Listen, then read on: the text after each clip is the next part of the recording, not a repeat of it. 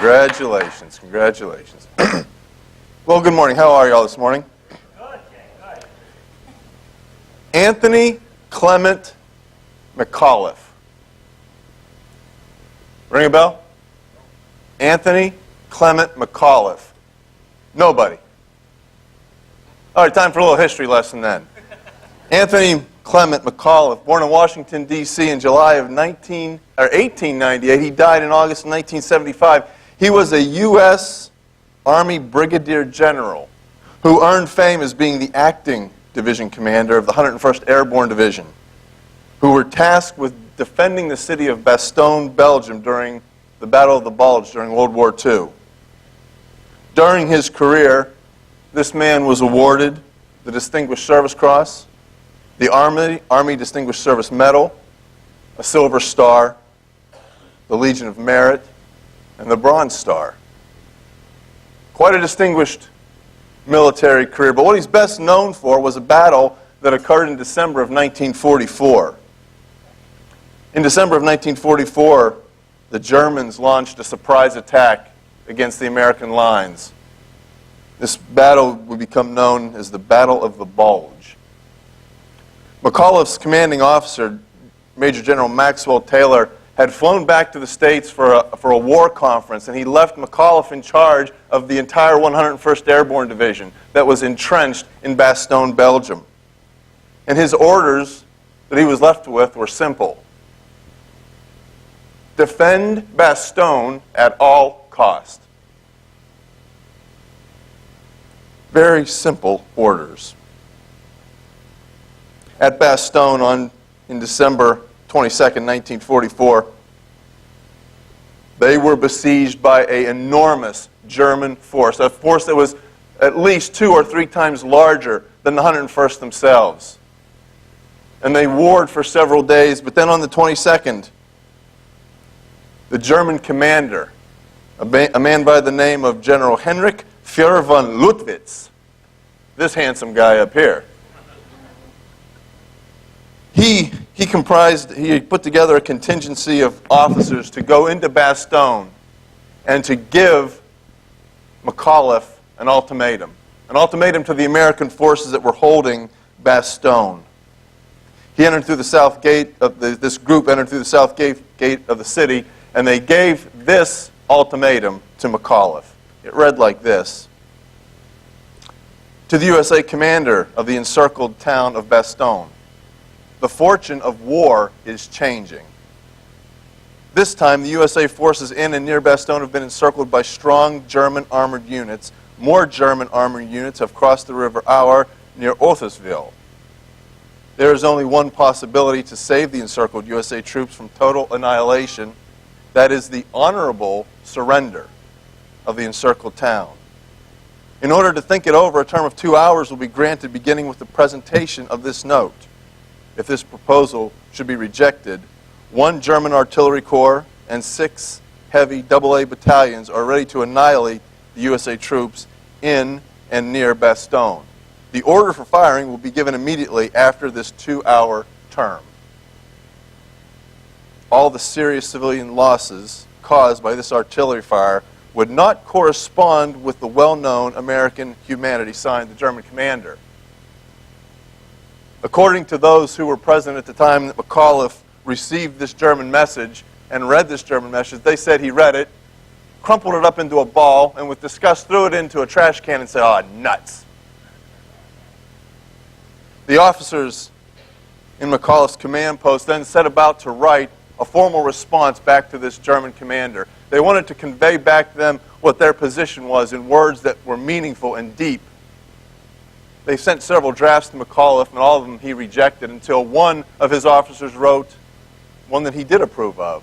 And a man named Colonel Joseph Harper typed this letter up, and he was selected to deliver it to the German commander. Here is how McAuliffe's response read. To the German commander, nuts. Signed, me. That was it. Short, concise, a response that was designed to reflect that there would be no negotiation. There would be no consideration of the demands that were put before him. When von Lüttwitz was given this response, he appeared to be confused. And he asked Colonel Joseph Harper what this meant in plain English. And Harper said, in plain English, go to hello, how are you doing today? Short and concise. Following that response, however, several German infantry and tank assaults were directed at Bastogne. In addition, the German Luftwaffe began to bomb Bastogne day and night. For 4 days, Bastogne and the 101st were shelled and bombed continuously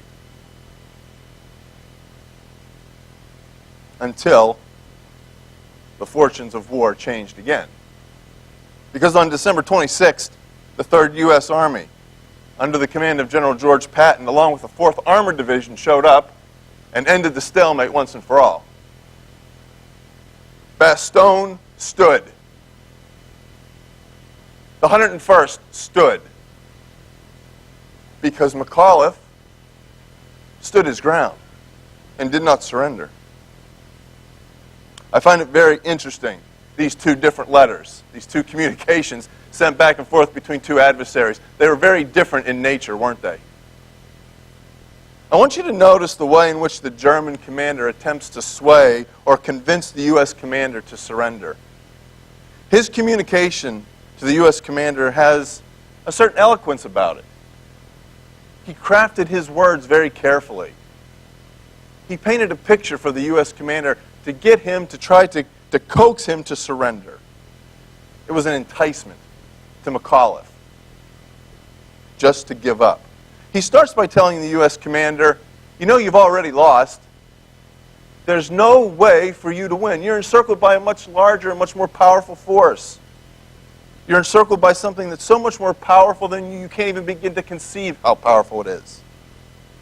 There's more armored units on their way. He tells them the only way for you to win, the only way to avoid annihilation, was to do what he called the honorable thing.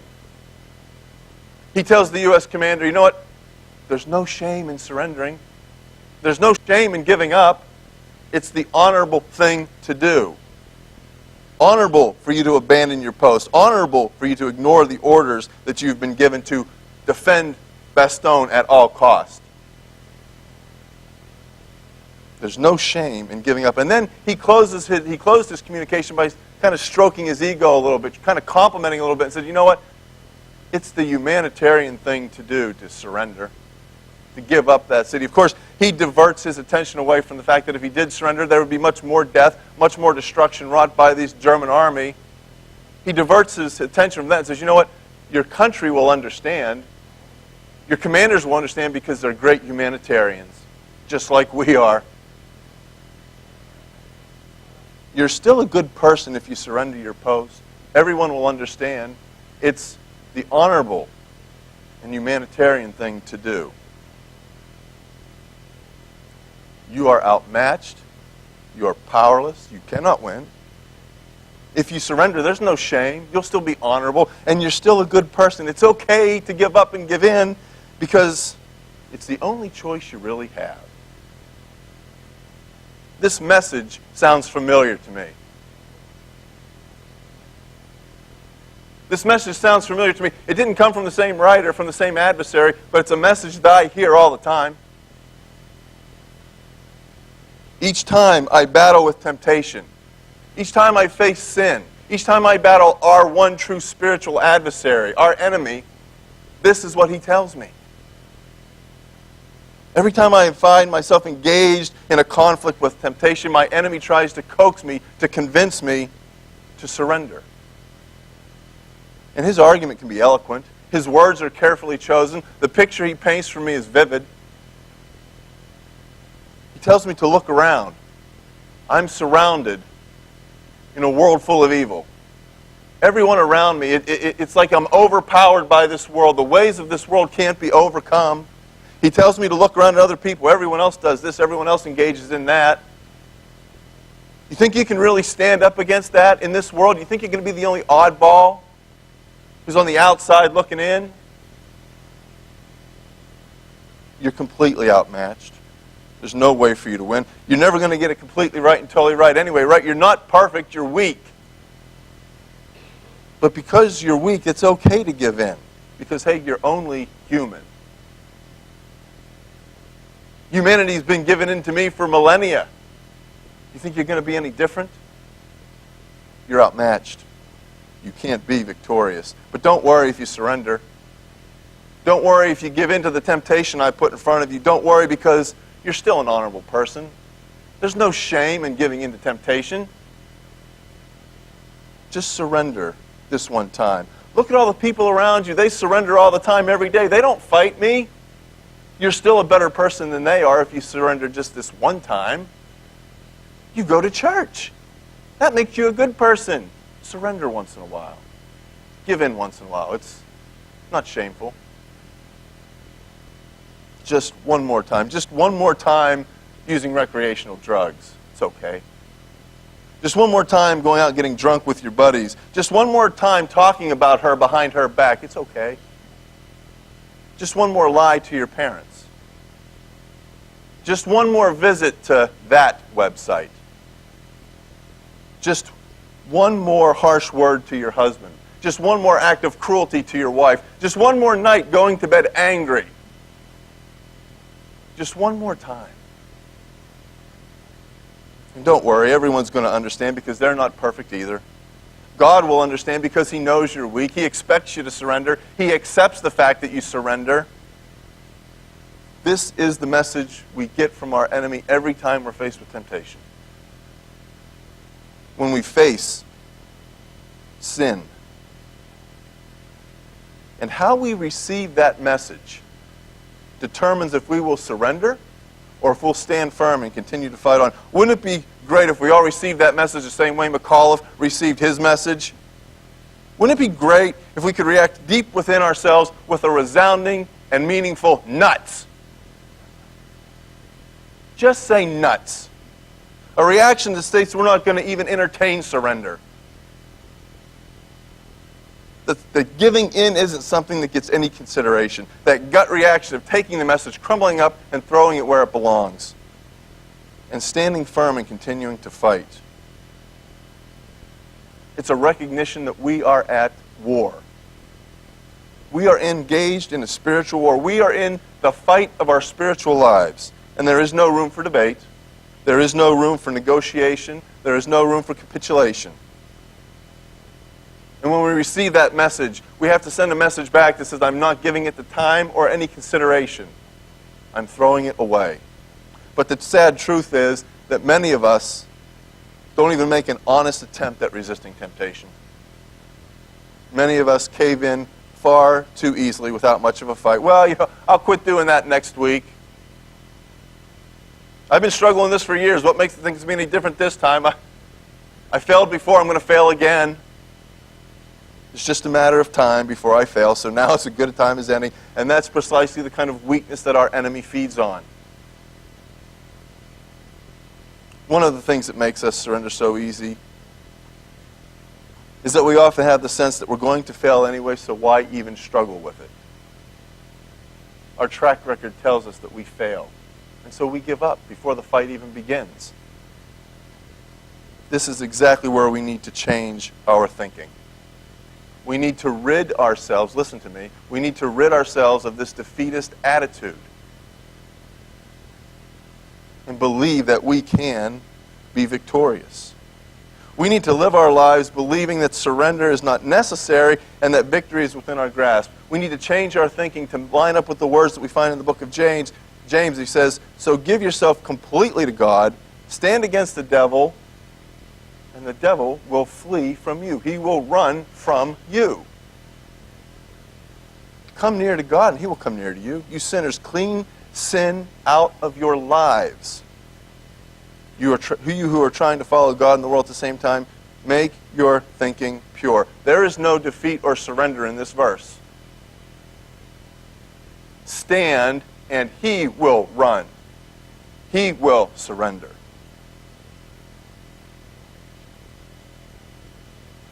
When we're surrounded on all sides by our enemy, we need to stand firm, and we need to understand that while we're standing firm, reinforcements are on the way. And it's not General Patton with an armored division. It is Jesus Christ, the Son of God, bringing the power of His death, the power of His blood, and the power of the Holy Spirit that He puts in each one of us so that we can fight and stand firm. Look at this. I love this verse. Finally, be strong in the Lord and in His great power. Put on the full armor of God so that you can fight against the devil's evil tricks. Our fight is not with the people on earth, but against the rulers and authorities and the powers of this world's darkness, against the spiritual powers of evil in the heavenly realm. Now pay attention. This is why you need to put on God's full armor. Then on the day of evil, you will be able to stand strong. And when you have finished the whole fight, you will still be standing. Do you see any retreat here? Ceasefire? Capitulation? You know what I see here? I see nuts. Stand firm.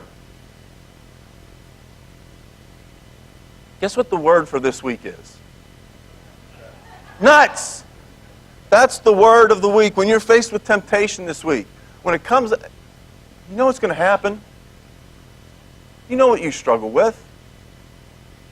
When you face it this week, when you're about to slide back into that defeatist attitude, when you're considering, surrendering, remember that your power and your strength comes from the God who spoke the universe into existence.